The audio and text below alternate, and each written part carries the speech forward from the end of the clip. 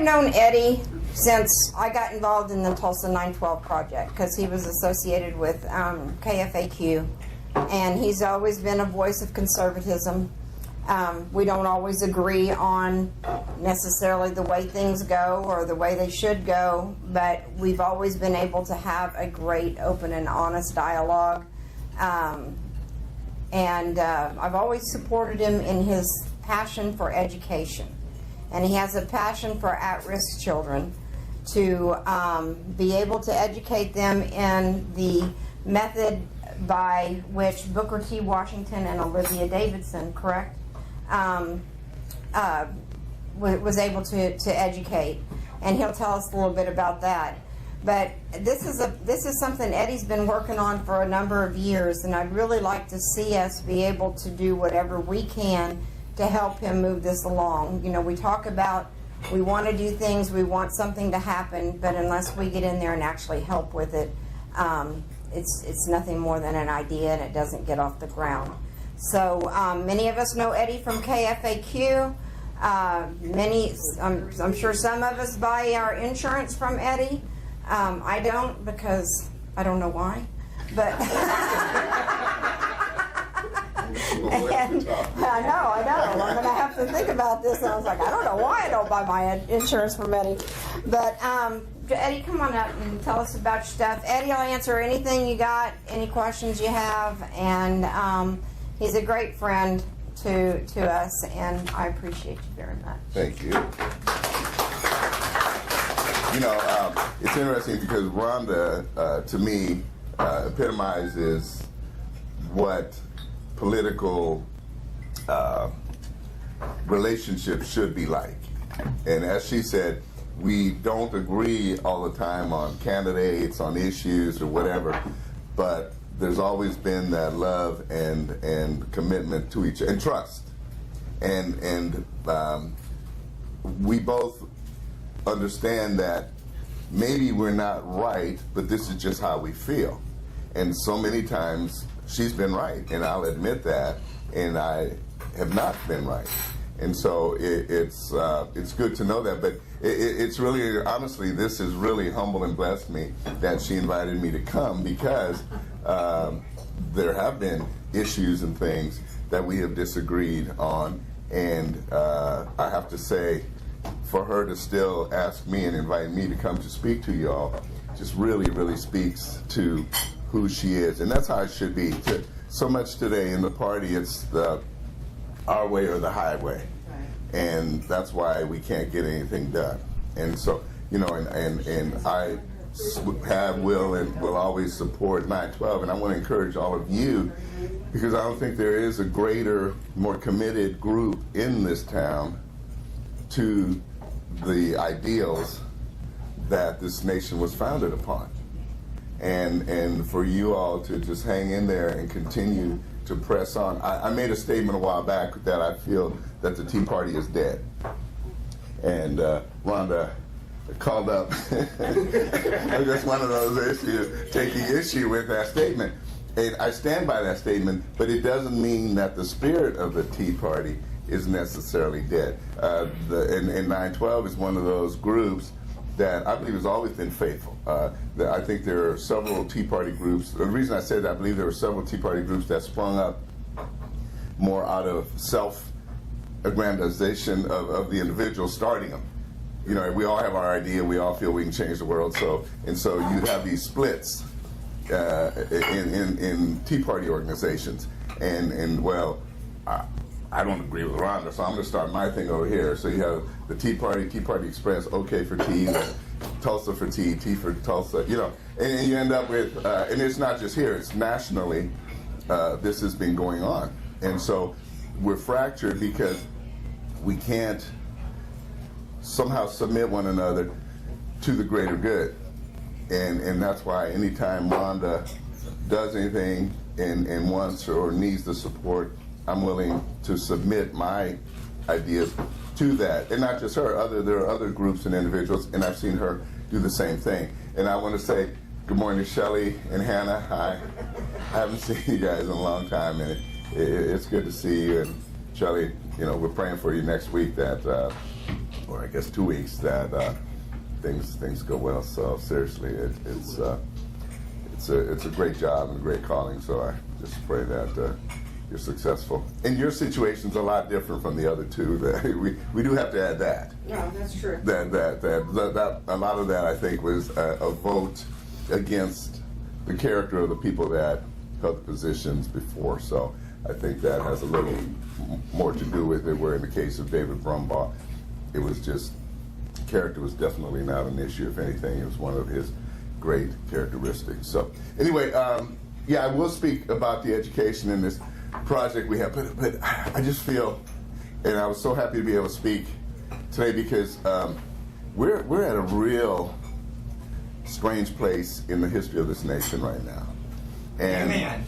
Yeah, and we have to decide what we're going to do, and it's going to take some sacrifice. It's funny because I was watching, I don't watch Fox News, I watch Fox Business Channel now, because that's has more political news and talk, but in context than any other station out there. I mean, that's the one that you really, is what Fox News Channel used to be, but Fox Business is taking that. But anyway, and I'm amazed at those ladies. Maria Bartiromo is unbelievably conservative. Who knew? You know, I mean, she and that girl in the afternoon, Melissa Francis. She was one of the little girls on Little House on the Prairie, and she, and she even has a book out about her growing up and how important Michael Landon was in her life. But anyway, unbelievably conservative. I mean, they get into it with you, and they do the type of questioning that the other people should be doing on Fox News Channel. Right. I mean, they go after these liberals and their ideas. But this morning they had Zeke Emanuel. Okay, Zeke Emanuel was one of the architects of Obamacare, and he's the brother of Rahm Emanuel, the mayor of Chicago. And Zeke was talking about, and he was kind of gloating, you could tell, about the fact that we failed once again by one vote to get the repeal to Obamacare. And John McCain, Susan Collins, and Linda Murkowski from Alaska, those three were the three that stopped the repeal. Even the skinny repeal. It wasn't even a full repeal. It was even a stripped down version. But when you listen to Zeke talk, you can tell that, and he won't say it in these words, but basically they want government to control healthcare. And they're going to a universal healthcare. And they want to, it's the old Invictus, I'm the master of my fate, I'm the captain of my soul, except they don't only want to be the captain of their own soul, they want to be the captain of you and everyone else's soul as well. And therefore, they've got to do this by controlling the people, and they control it by you having access to things like food, energy, and health care. And it's a universal thing. Regina and I were talking, by the way, we're from the same area in Germany, and which is kind of nice always to speak to her. But it's a globalization, okay, and it's happening everywhere. And I wrote an essay about 20 years ago on this spiritual blog that I had, and it talks about holy war, and that we're in a holy war. And I use the example of 2 Chronicles 20, where Jehoshaphat had sinned against God. By the way, I might start preaching, so if I need a handkerchief, somebody, no, just kidding. Anyway, Jehoshaphat had sinned against God, and therefore 3 enemies of Judah came against them, and what he did, he called all the people together, and he said, God, we've sinned, we've blown it, we've done all of this. He says, and we don't know what to do, but we look to you, our eyes are upon you. So he called a fast of everybody, and they prayed and basically said, God, if you don't get us out of this, we're done. You know, you're our only hope. And we have no clue. You know, here's the king. This is the king of the southern kingdom of Israel. And he admitted, I don't know what to do. There's nothing we can do. And God told him, it's okay, I've got this. He said, get your army together, but put your singers, your praise and worship team out front and march into battle. And so they put their worshipers out there, and they said, give thanks unto the Lord, for he is good, and his mercy endures forever. And that's what they were singing. Give thanks unto the Lord, for he is good, his mercy shall endure forever. And as they came over this hill, where the enemy was waiting, getting ready to assault, they were all dead. And they had turned on each other and killed each other. And Israel didn't even know, Judah didn't have to fight. And all they did is collect all the spoils of everything that they had. And here's what's interesting about the enemies that came against them, and this is what I want to get to. It was Edom, Moab, and Ammon. These are three different other little countries over there. And these three were natural enemies, as you see in the fact that they killed each other. But those three united to come against Judah. And when they came against Judah, they were able to unite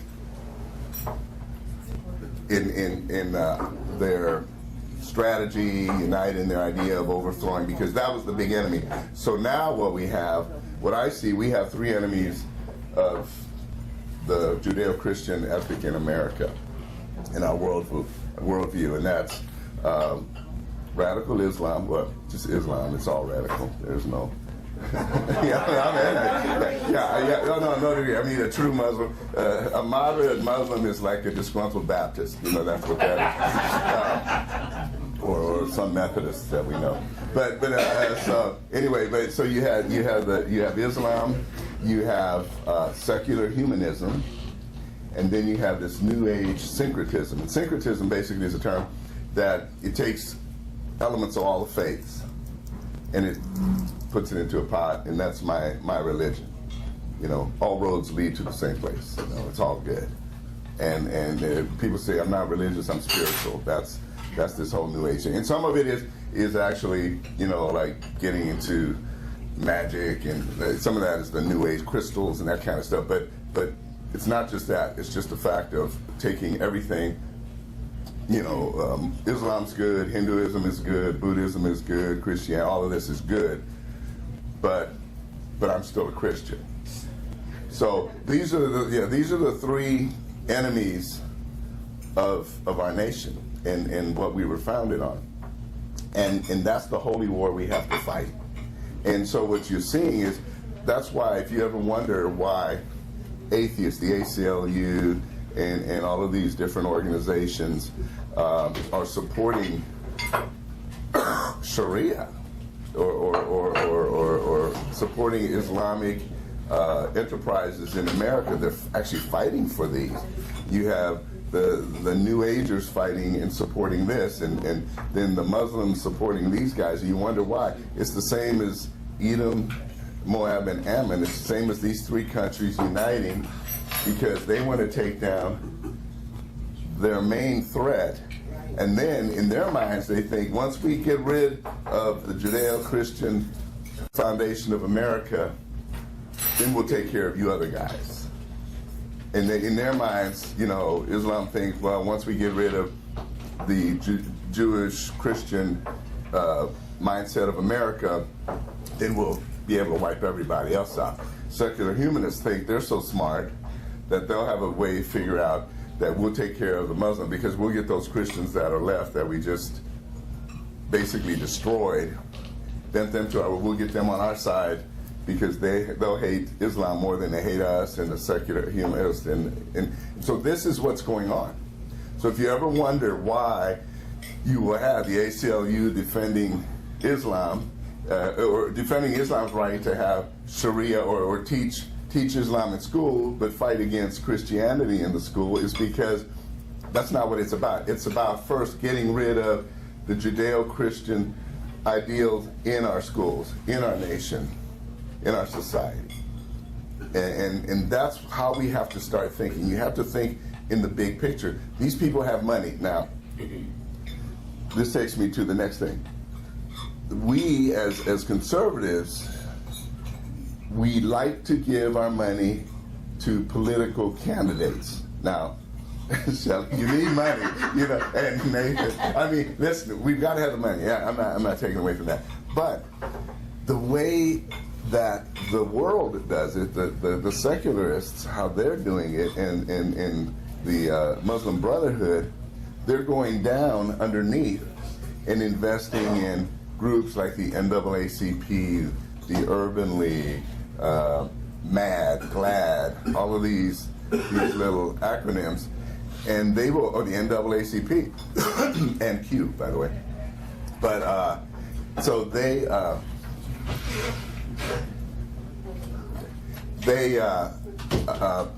invest there on the long term. So, for example, you take George Soros.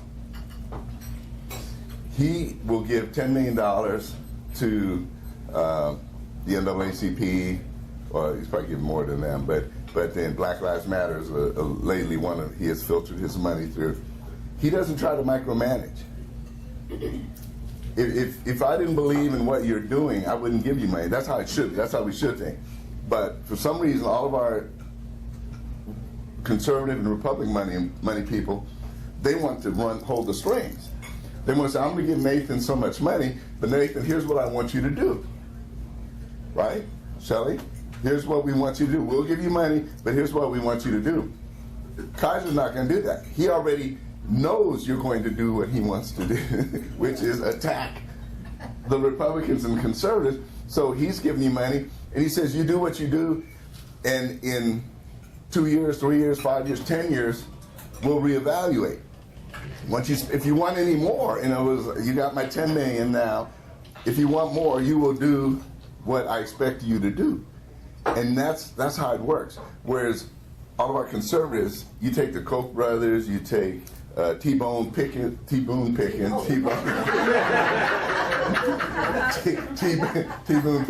You take these the guys in Las Vegas. They want to get, I still can't get over it when Romney and Santorum and those guys ran the last time. This guy Adelson in Las Vegas, he gave $20 million to Rick Santorum, and there was another one that gave 20-some million to Newt Gingrich. They both lost. The money's gone.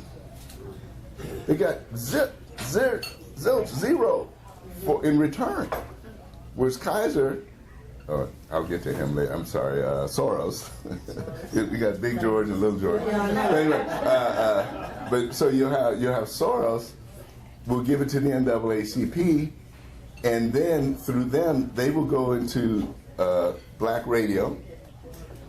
They'll try to go to Hispanic radio. They'll go to the newspapers. They'll start buying ads. They'll start paying for the editorials. You write the editorials we want you to write. They have teams of people that do these things, and it starts affecting the thought. If you wonder why black people are so crazy, it's because they've been made crazy. Okay? They're just not genetically crazy. It has been conditioning. And who in here has ever listened to K-Jams in the morning? Well, see, there's your problem right there. No, seriously. We've been trying to listen to KFAQ. Well, okay, yeah. Maybe take one day out of your KFAQ listening and listen to K-Jams. What's the number? I think it's 105 point something. It's 105. Yeah, it's FM. And they have these talk shows. It's like Pat or one of those morning shows, but they're national shows. And they'll always have three people. They have the one central person, then they'll have this comedian, and then they'll have a girl. And it's the most amazing thing. And the comedic guy, he'll make fun of all of the national news, all of the hot topics. He comes up with all these cute comedic things about it. the girl speaks to it from a female point of view, and then the main guy, he's the, wise and sound one. And it's just because the other two idiots are making him sound that way. But so then he'll come out and it sounds like, oh yeah, he's the guy. This is right. And Steve Harvey is one of those. Michael Baisden, the original Tom Joyner. Tom Joyner, he used to fly around the country. He'd go Philadelphia, Chicago, and Dallas, and do a show in each place. He would do a show and then fly to the next place, and then do the next. He'd fly all over the country. That was, they call him the fly jock. And but this is where the thinking in the black community is. And so what we've got to do is start figuring out a way how to break into that, to reshape that thinking, have a counter insurgency to start breaking that stranglehold that they have. And the reason they keep electing the type of people that are in office is because the only way to get into office is to follow that type of thinking. Whether you believe it or not, you have to operate in that way, and you have to basically pay the piper in the end when you get elected. So this is just giving you a little insight into what's happening. Same with the gay lobby. The gay community has given billions of dollars to push their agenda. And they'll find allegiances here and here and here, and they'll give money to all of these other causes as well. And that's how they've been able to get all of this favorable press, media, the art and entertainment industry. This is how the thinking culturally of not only America but the whole world is shaped. So anyway, we tend to focus on things like UN Agenda 21, which is a part of it. But the way we get to Agenda 21 is because at that grassroots level, you have all these people that are working at it. They identify young kids in these schools that they want to train into that. Here's one of my things I've always thought about this, especially among Christians, okay? You find a really young, intelligent, gifted kid, especially young man, okay? And the first thing they want to do is make them a youth pastor and send them to seminary. And then you go through the youth pastor, then you associate pastor, and then they become a pastor. And they're going to affect this much of an area. Whereas the secularists, they find their youngest and brightest, they're going to put them into media, into law, into education, into those things. Anybody heard of 7 mind molders? They call them 7 mountains now, I guess. You might have heard of that. Mm-hmm. Okay, Lauren Cunningham, founder of Youth with a Mission, and Bill Bright from Campus Crusade wrote a book in the 80s called The 7 Mind Molders. And people have re-identified, called the 7 mountains. And these are the, what they say, the 7 things that affect culture and society. And among those are arts, entertainment, media, law, education, and there are 2 more. And this is what the world secularists have focused on, and the Islamic Brotherhood. I have to tell you this too, and then I'll finish up. But I first heard about the Muslim Brotherhood in 1981. I was doing a discipleship training school on a farm in Holland, and we were going to Morocco for our outreach. And they had a guy named David Aboud. He was a Moroccan kid that one of our outreach teams had found and led to the Lord. And David came and he spoke to us and he told us about the Muslim Brotherhood. 1981, remember, okay? That's almost going on 40 years ago. And he told us that they, at that time already, in 81, had infiltrated Europe and America, and their goal was to get into the universities, into government and business, and change the thinking of the Western world towards Islam. And I've never forgotten that, because I've always thought about it. And that's what actually gave me this whole holy war thing that I came up with and wrote. I did it in 1987, and it was based on that encounter with David Abud, and this is how we have to start thinking. How do we fight that? How do we fight the battle for our culture and society? Do we fight it up here, or do we fight it down here? Now, it doesn't have to be an either or. I'm not saying don't support candidates, because we need candidates, and the candidates need our funds. But at the same time, we need to be as willing to give to these grassroots causes and things that will actually affect our culture and society in order to shape the thinking so our candidates can win. Eventually, I'll tell you this, I've seen it coming. It will not matter how much money you give to candidates any longer, because all they have to do is say, he's a Republican, she's a Republican, they're a conservative. And that has been so damaged through, and I'm going to move from the black community to the general, Saturday Night Live, Jimmy Kimmel, Stephen Colbert, the place where younger generation gets their news. You know, they're not watching MSNBC, they're not watching Fox, they're not watching, we think MSNBC is the great enemy. And MSNBC reaches maybe 1 million people. Okay, I mean, their ratings are really pretty poor. Cable in general is not that big of a, you have more effect from David Muir on ABC Evening News at 30 Minutes than you have a whole week watching MSNBC. But that's just kind of their little flag that they can say, yes, we've got our progressive media outlet here. But where place these people really get indoctrinated is radio, and they get indoctrinated through these late night entertainment shows.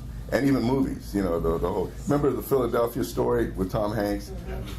It made AIDS and the whole gay thing seem so tragic. You know, you had to, I mean, by the end of it, I was feeling bad, you know, you know, and I said, no, I'm right. You know, we are right in the way we feel. I feel bad for this person, but that doesn't make me throw it. Well, most people, I would say, don't think that way, okay? I think you guys are more like me. We stand by what we believe in. So anyway, I can't impress upon you enough that we have got to start thinking a little differently, or we're going to lose. We're going to lose everything, and we're going to see more schools. We're going to see churches being clamped down on what they can do. More and more faith taken out of our culture. It'll be illegal to have a cross on the back of your car or anything reflecting the faith.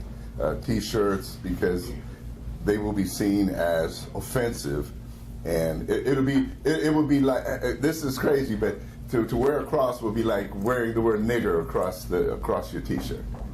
I see that day coming, because the two will be kind of only racist, redneck, Klans people would wear a cross, which is so offensive to so many people. So this is where we are, and it's a tough fight, and it's a two-edged sword. You've got to pray, but you've got to fight. You've got to fight in the political system. You've got to fight in the cultural system. You've got to fight every day, and we've got to find those areas where we can invest and see future. We've got to have that long-term plan. We've got to have that long-term plan that your George Soroses and George Kaisers here. There was just an article on the Sooner. What's the Sooner? Sooner Politics. Yeah, about George Kaiser. I just saw it the other day, and I'm going to eventually put it on Facebook. But it actually pulls back the curtain, and he tells you what he wants to see happen. That he basically wants government. He calls it smart giving. And basically that is, he wants government to take care of the poor. And that means taxes, of course. But it's going to be government, and of course, they're going to shape the way government helps the poor and how we help the poor and everything like that. So it always sounds good, but there's an agenda there, and it's a unified global agenda, and that is that Agenda 21 ultimately is kind of the blueprint of how they all think. That's why Germany, France, Holland, you name the country, they're all in on this. Except it's interesting, the Eastern Bloc that came out of communism, they're the only ones that realized that this hadn't worked. and it won't work. You know, you're trying to go where we came from. So anyway, I will stop with that.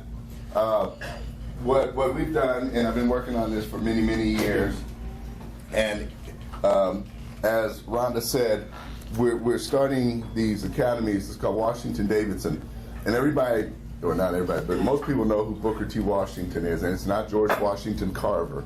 A lot of people get him confused. Booker T. Washington is the one who started a university that hired George Washington Carver and saw what George Washington Carver could do, and basically gave him the laboratory and the facilities to invent all of the things and discover all the things that George Washington Carver did. But an unheralded person, even more so, is Olivia Davidson. She was his second wife. His first wife died, then he married Olivia Davidson. She actually pretty much organized the school, Tuskegee.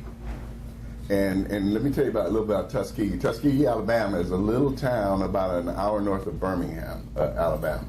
Okay, and we're talking total deep South, Jim Crow country. And this was in 1981, July 4th, 1981 is when he opened the doors, and he chose July 4th for a reason, because it was Independence Day, and Washington loved this nation. Even though he was born a slave, he loved this nation and what this nation offered.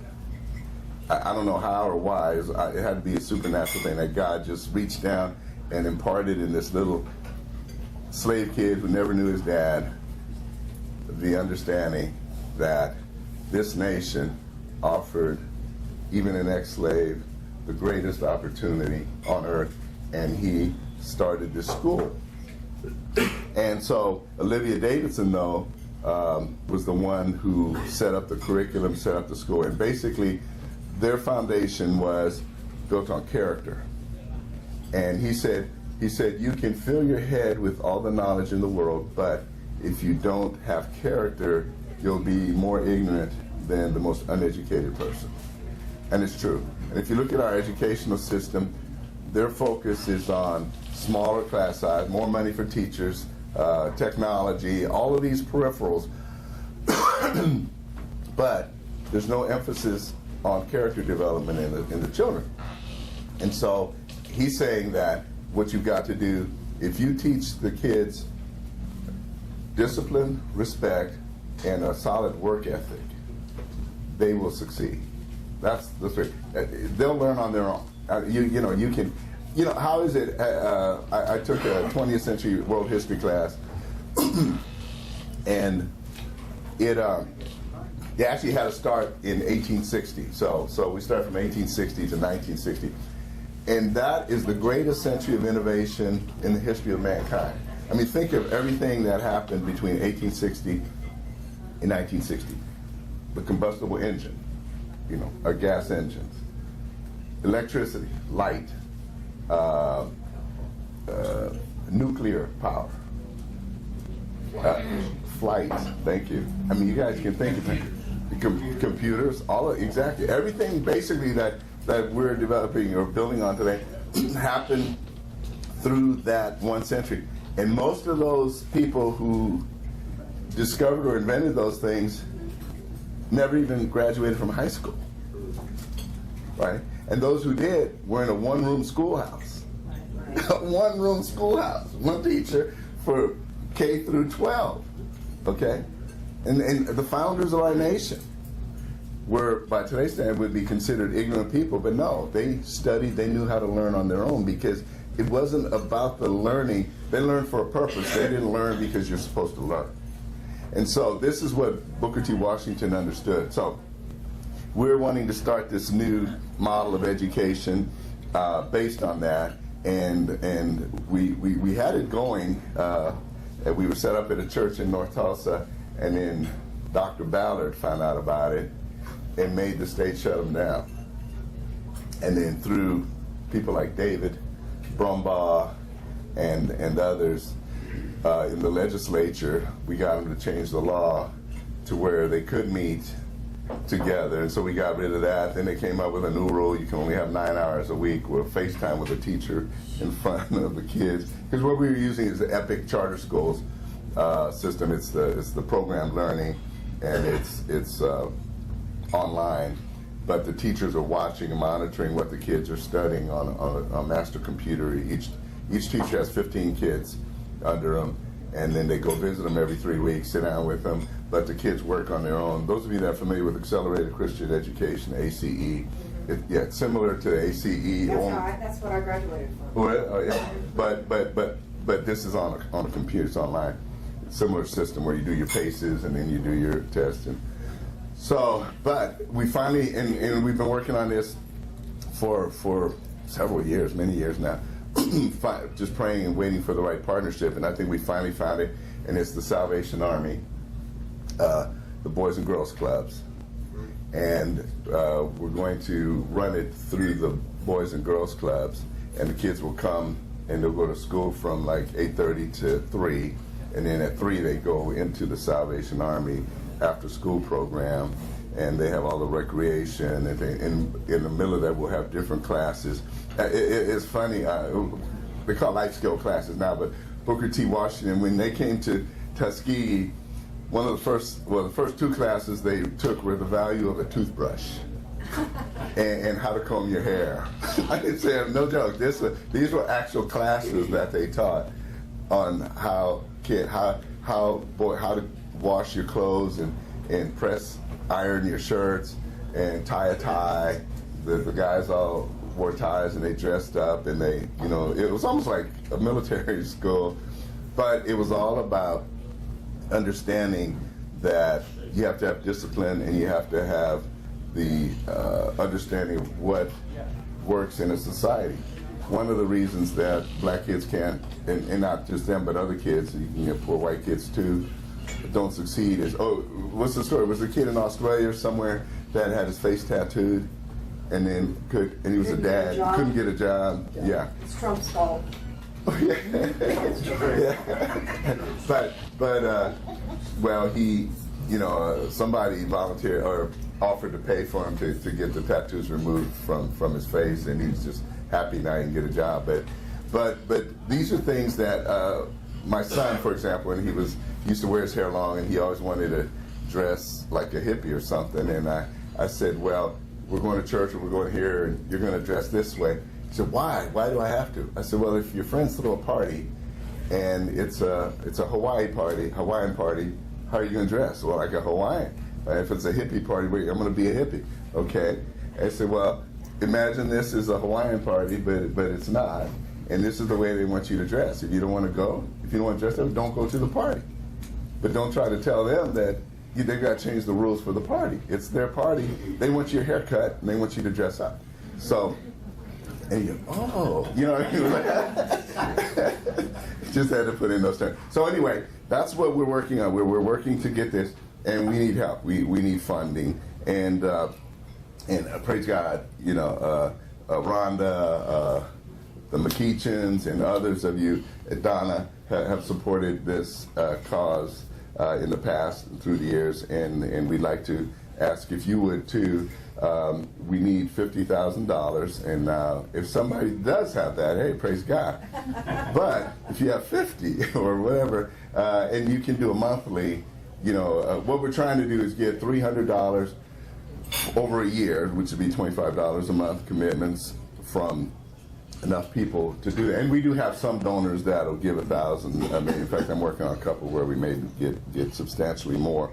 But it's not even so much about the amount, it's about just the support. It's like that too. If you want to support a candidate, how better to support them, to say, with your money, when you give to a candidate, that means you really believe. You're really committed. Yeah. I think even more than walking and putting up signs, because there's something about I'm giving my actual money here. I'm putting my money where my mouth is. So, but I have some flyers here now to contact. What we've done, I have WDAcademies.com. Don't use that. What we've got now, we've changed it to our main site, which is not on here, unfortunately. So what I ask you to do is email us or call. And we do have also a GoFundMe page we've set up. And it's Washington-Davidson Academies. And when you put that in, it'll bring, and you'll see this, there are a couple of options. The one is you'll see these little black girl, little white girl hugging, and it's a really nice little photo, and that's the one. So GoFundMe, if you go GoFundMe.com, you can give there, or if you'll contact us here, I'll send you the main site, the Booker T. Washington Inspirational Network. And by the way, we're a 501c3. It's a nonprofit, so you can get a tax deduction for your gift. And I think you need to go, don't you? So, no, thanks. No, I appreciate it. Go ahead, please. Anybody else? I don't want to keep anybody long. But I do thank you again. Again, Rhonda, I just thank you for your friendship. You're welcome. And for all of you, for your hearts. Questions for Eddie? Thank you. Hey, thank you. Anybody have any questions either regarding politics or the school that he's working on? Nuclear physics, Actually, anything? there's a connection between the two pieces of your presentation today in terms of Duke, in terms of the long view, and then the impact of education on that long view. You go back and you read some of that stuff, and at the time it must have sounded crazy, but you look at the transition over 100 years, and he from the grave, he is having a profound influence on the country. And your organization, I was thrilled to see what Rhonda had scheduled you, because that is where we have to attack this problem. We have got to get at the lowest level of where the government has control of the kids, and break that monopoly that they have. Yeah. So I'm looking forward to having lunch with you and seeing where I'd be able to help. Sure. Well, thank you. Yeah, and that is true. And the beauty of this system is Epic Charter Schools is who we're partnering on the educational part. Okay, so that's the program learning part where the kids, and they give them a computer and which will be kept at Salvation Army, of course, but and the curriculum, it's all free. We are going to require them to pay because the aftercare program we have to pay for, and they need to have some investment. Exactly, skin in the game. Exactly. So you don't want to just. It's not going to be welfare. It'll be cheaper than, your normal private school or even daycare, but they have to have something. So, but you're right. That's exactly what we've got to do. And the beauty of this is we can, I won't say indoctrinate, but we can introduce ideology and ideas that you couldn't do in a normal public school situation, but yet still have it funded by tax dollars through EPIC. So, refresh my memory on this. So, what children qualify? Anyone? Yeah, any willing child or parent, yeah. As long as you're willing to get them to the location, Right. which is the Salvation Army. Yeah, So, Get them there on your own. right. And the Salvation Army, they've got a great new assistant director here who's behind this, and he's already wanting to, as we finish this one, if we're successful here, he wants to put in West Tulsa, where there's also just a real need, and there's one in Broken Arrow, and then go to Oklahoma City. So this is something that if we're successful here, we can model and then have expand through the state and then eventually the country. now when you say you're going to teach character and stuff beyond okay, because they're going to be in class, not necessarily. I mean, I know that working at my own pace, I was able to work as quickly as I wanted to. I graduated a year early. So they're able to work, but will there be allotted times during the day where there's going to be different, like, classroom trainings on things like character and manners? Yeah. And, things along those? Is that the way it's going to work? Like what happened, they'll show up at 8:30, and from 8:30 to 9, they don't, class doesn't start till 9. Okay. So in that early part, we'll have like we'll do prayer, we'll do current events, Right. things like this, and then we'll start. First thing we have to do is get them engaged, and then once we get engaged, then we start asking questions, Right. and then those questions will be tailored to get a result, to start them thinking in a way, why do I need to dress a certain way, speak a certain way? We'll have diction, we're actually going to introduce diction classes on how to speak deal. other than ebonics, that kind of and how to speak, how to eye contact. I mean, it's things we just take for granted. These are the things that are just so. But we had to be taught those too. Yes. I mean, we did. We had to be taught, I'm a Southern mom. My kids are yes ma'am, no ma'am, yes sir, no sir, My boys, much to, they were very frustrated with me, but I made them practice on holding the chair out for their sisters or opening a car door for their sisters. But I can tell you, my kids now, my older kids are in their 30s, and each one of them has thanked me for instilling in them those types of things. It makes my heart happy when I see my son open the car door for his girlfriend, But at the same time, we have to teach girls that this is a proper role for girls as well, to allow a man to be a man, because oftentimes we've taken that away from them. And so I just think that this is a great place to start. And if there's anything that we can do even other than try and help you raise funds for it, let us know. If there's something that we can come in and help in some way, we would really like One to of do the that. things, as you probably from AC, you got the reward if you hit your contract. I don't know, was it once a month or so? You get to go to a movie or instead of class. What we did is if you reached your goal, you earned a day off of school. Right. Okay, and then you could accumulate that, Right. which my dad would travel to Houston because I was in Louisiana. So my dad would travel to Houston, so I could take off of school and not be penalized for it because I had earned days off. And so, it's a goal thing. Right. You set a goal for yourself, and then you get so many stars or whatever, Right, and right, then right. you've accomplished that goal for the month. Yeah, our And church so- in Texas, they had a movie day. So those Right. kids who earned their goal, achieved their goal, they got to go to movies while the others Had to stayed stay in at school. work and They work, got right. to see a current movie or something, but it's a similar deal. Donna's got a question. Did I miss the age range? Yeah, we're starting at pre-K through first grade. So it's pre-K, kindergarten, first, so it's four grades. There'll be 50 kids the first year, and then that first grade will move up. And there's a church, crossover church in North Tulsa, which is starting, they're doing a middle school. And they're really good people. I mean, they're doing theirs different. This is a straight private school, but I'm sorry, a straight charter school. But what they're doing is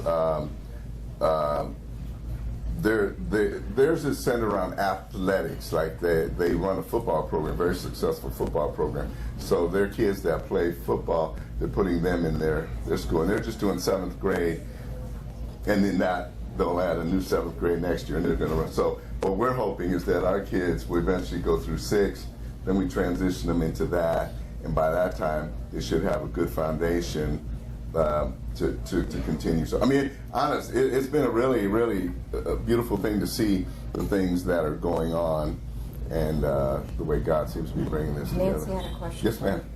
I graduated from high school in '51 from a Grosse Pointe High, which was written up in Life magazine as one of the 10 top school districts in the whole nation. So when I graduated from there and got married, I wanted my kids to have the same kind of good education that was written up in Life magazine. Well, I didn't know what was going on at that point, but they had already been taken over. Because when my oldest boy got to be 14 and I had him in Grosse Pointe High School, the school had been taken over by the druggies and the cartel already. And the schools have been taken over for many, many, many years. Yeah. They have been in control of our children for the last 3 generations. And it's just exactly what you have said. And at age 14, my oldest son ended up on the floor from an overdose of heroin. And it was rampant in this school. Wow. Just like it is right now. The drugs are all over, and I think it was all planned. Yeah. It was planned for our schools to be taken over, and we've got to fight it. We have to fight it. So do you have scholarships? Yes.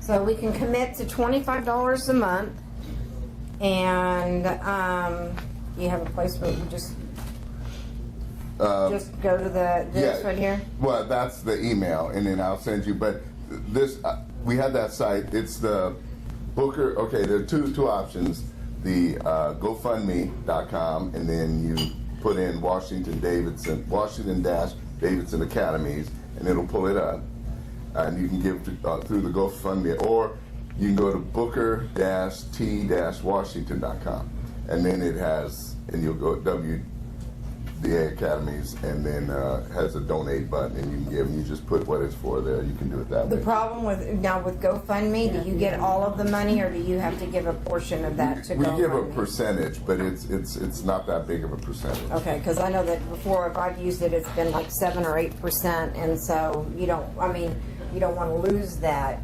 If we can. Yeah, no. Ideally, if you go to Booker, if you go to Booker-T-Washington.com and donate there, we still have to pay. There's a company that handle a process. There's no free lunches anyway. No, you're right. Unless you hand it to me right here or something. I didn't know if being a C3, if they cut you some slack or not. So. GoFundMe is a business, and they. Does anybody else have anything that they want to ask Eddie about? No political questions. Nothing. Okay. Well, I mean, we failed. They failed on the health care last night. They're gonna, what is your just briefly? What is your? Because I know you supported Trump, and so what do you see going on within the inner circle with Trump? Because it seems I like see he frustration. doesn't have anybody that he can really trust to have his back. Yeah, it's an interesting deal. I do have to say that, and I just put on Facebook yesterday the whole Jeff Sessions thing, because my wife, she loves Trump and all, but she was upset about the Sessions deal, that he's putting this pressure. But see, you have to think in his boardroom thinking. It's like watching The Apprentice. I told people, if you see The Apprentice, you see how he's going to run the country. And while I guarantee you, loves Jeff Sessions, thinks he's good, Jeff Sessions was asked to do a job. He is not doing that job, or has not done that job. So it's not personal. It's not, I hate you, Jeff. It's, why have you not prosecuted the leaking? You haven't gone after Hillary Clinton, her staff. You haven't gone after all of these things that we know are out there. You haven't done the job. So had I known you're not going to, and the one biggest job he was supposed to do, he recused himself from. So why are you in the job if you can't do the job? So again, I guarantee you, he it's not a personal thing. Now, I will say this to Jeff Sessions' credit. Did you see the interview they did with him? Oh, it'll be on with Tucker tonight. But anyway, they showed an excerpt, and he says it was hurtful.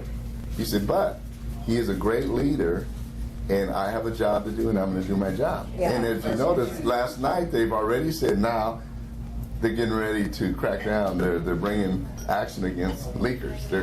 They're justifying. They've identified something. They're going after them. So all of a sudden that's happening, and I guarantee you the White House I call him Scary Moochie instead of Scary Moochie. You just look at it, it's like, oh man. But anyway, he's Italian too. Yeah, he does. He looks wake up with a horse's head and or some dead fish in there. But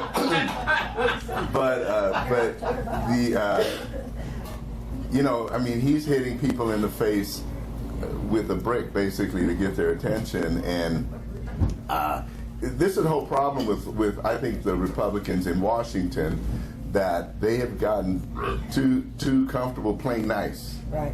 Yeah. Can you imagine any Democrat administration in the last 50 years that would have had their Attorney General recuse themselves from anything?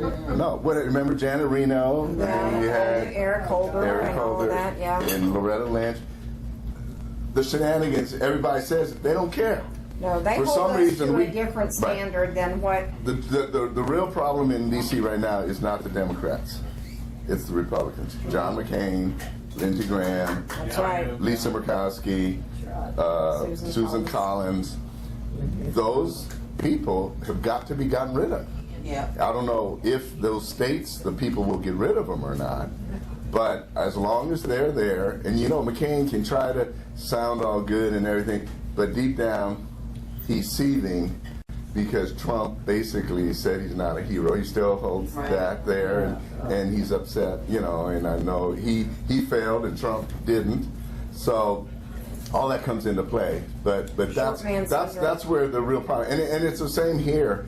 And I wish, honestly, I wish we had another hour for you to come up and tell us what's going on in Oklahoma City. If there's any hope on the horizon, hopefully Shelley will get in there and we'll shake some things up. But I don't know. It's one of these deals where every morning I wake up and say, Lord, is this the day it's all going to crumble? Because, and again, if the Republicans would just stand up and be who they're supposed to be. But at the convention, we voted down having Republicans, Even just read the just platform. read what our platform is and see what they were for.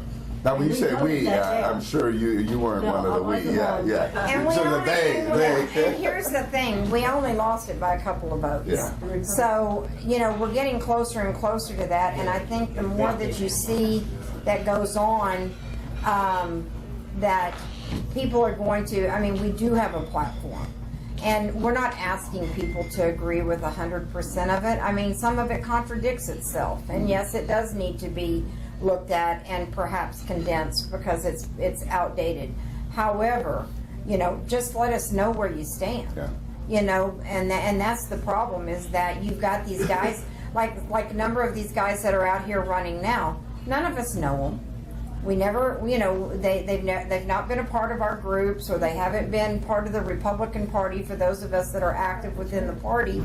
And then all of a sudden they're running as Republicans, and they expect us to, to support them and everything. And that's just not. No. That's just See, not. that's over. Those days are gone. That needs to be gone. Trump is not really a Republican. He's an independent. Right. He's an independent. He has no allegiances to either side. Right. And see, the thing is, I actually believed him when he said that he's going to do these things. Okay, people didn't want to believe it, and now he's doing it, and people are shocked.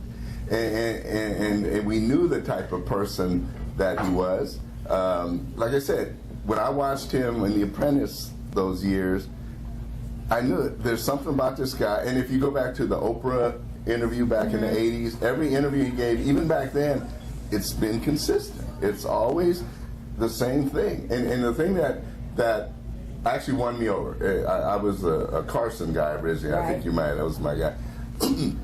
When he saw Carly Fiorina, and he said, "Look at that face. Would you vote for that?" Okay, and the Rolling Stone reporter outed him, say, "Oh, he said that," and they asked him, "Did you say that?" He said, "Yeah, I said." At that point, He owned it.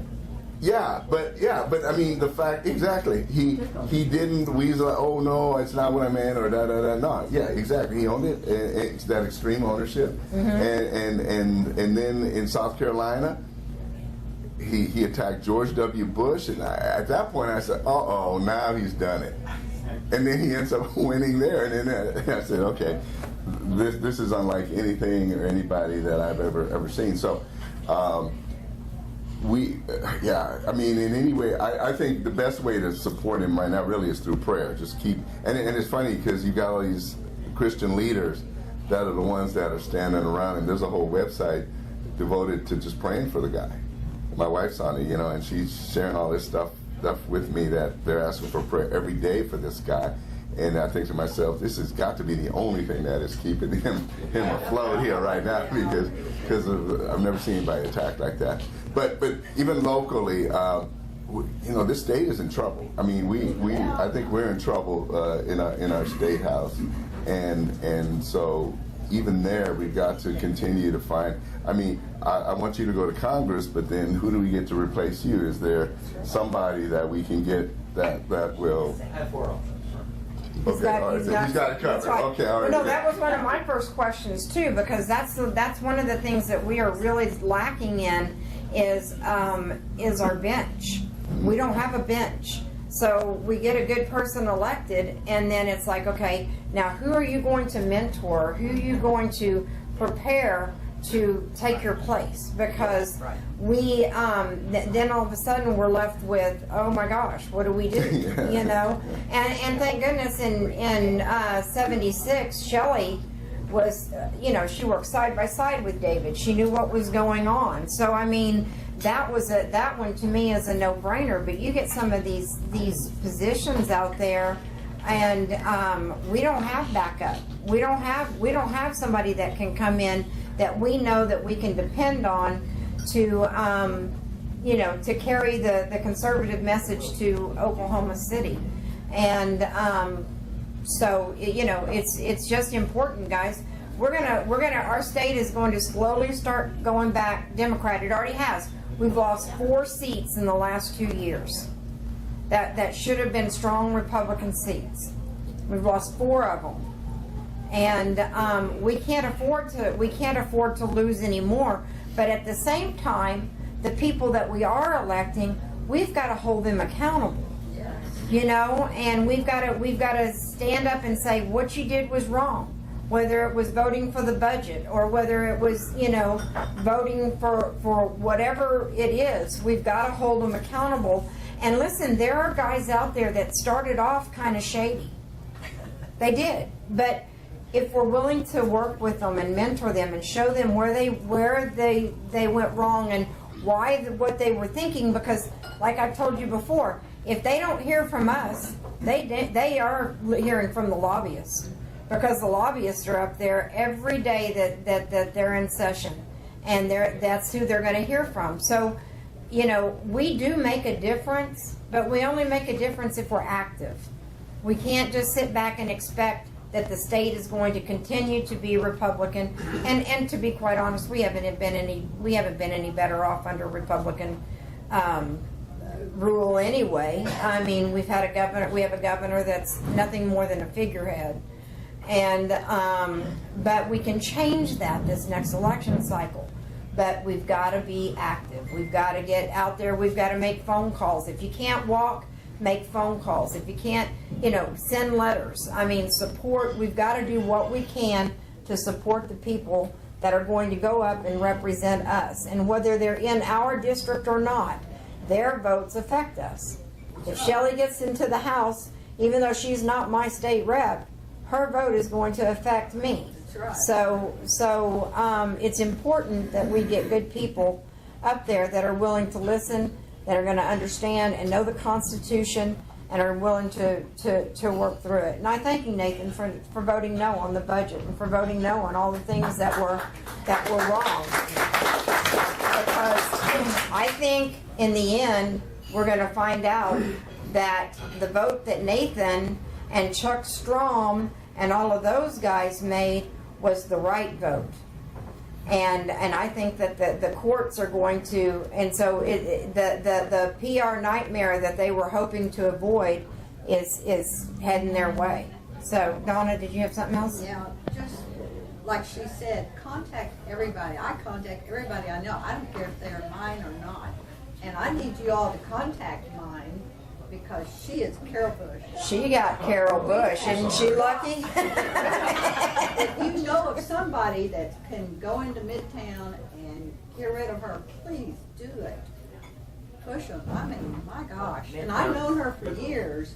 She's a nice lady, but she's not a Republican.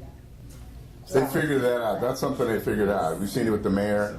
the mayor's race, and they're trying it now at state, and they're going to try it at the congressional level as well. And you know, and the shame of it, you talked about the money. You have people like George Soros or George Kaiser that are willing to dump millions into it, but we don't have that in the conservative movement because, like you said, right? That's what we have. like the you money. said, We have the money, but they're not giving it. they're not. in that They're way. not doing it that way. They're not giving it to organizations like ours or Exactly, others that are willing to exactly. go in and fight. And so that makes it difficult because you know it takes money to make things happen. It does. And so, you know, maybe we just need to work on changing that and seeing if we can't work some. That would be good if we could find, get a hold of T. Boone Pickens and these the Greens. Yeah. People like this, get them to start giving money. The Greens, I don't think, give as much to individual candidates. They do a lot more philanthropic stuff. But they do that through the churches and Right, stuff. exactly, See, and the they said- churches right. are afraid to say anything That's because true. then they're gonna, they're gonna lose their 501c3. So, But you know what? T. Boone Pickens is the one that nominated Elizabeth Warren, Warren for the,